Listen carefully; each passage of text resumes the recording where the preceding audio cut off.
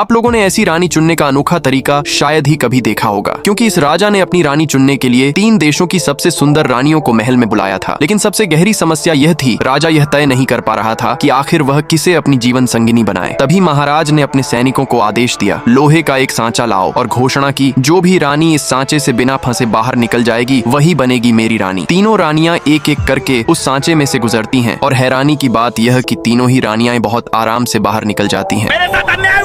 ये देखकर राजा गहरी सोच में पड़ जाते हैं। अब राजा ने दूसरी परीक्षा की घोषणा की। इस बार उनके सामने रखे गए 3 सुनहरे प्याले, लेकिन उनमें से एक प्याले में जहर था। राजा ने अपने सैनिकों को आदेश दिया, 3 कैदियों को लाओ। तीनों कैदियों को जबरदस्ती शराब पिलाई गई, और जैसे ही उन्होंने पिया, एक कैदी वहीं दम तोड़ देता है। यह देखकर महल का माहौल गहरी चुप्पी में बदल जाता है। अब तीनों रानियों से कहा गया, तुम्हें भी यह प्याला पीना होगा। पहली रानी डर से कांप उठी और बोली, महाराज मुझे क्षमा करें, मैं यह नहीं पी सकती। दूसरी रानी ने प्याला उठाया, लेकिन भय की गहराई उसके चेहरे पर साफ दिख रही थी। वह भी प्याला नीचे रख देती है। अब बारी थी तीसरी रानी की। वह बिना कुछ सोचे, बिना किसी डर के प्याला उठाती है और एक ही सांस में सब पी जाती है। तभी रानी मुस्कुराकर कहती है, महाराज आप इतने महान हैं कि आप किसी निर्दोष की जान नहीं ले सकते। राजा धीरे धीरे खड़े होते हैं और ध्यान से उसे देखते हैं, फिर गंभीर और सम्मानित स्वर में कहते हैं, सही कहा, इस प्याले में जहर नहीं था। तभी वही कैदी जो मरने का नाटक कर रहा था धीरे धीरे उठ खड़ा होता है। राजा रानी के साहस और बुद्धिमानी से अत्यधिक प्रभावित होते हैं। फिर राजा मुस्कुराते हुए कहते हैं, आज से तुम ही मेरी रानी हो। और उसी क्षण पूरे दरबार के सामने रानी को महारानी घोषित कर दिया जाता है।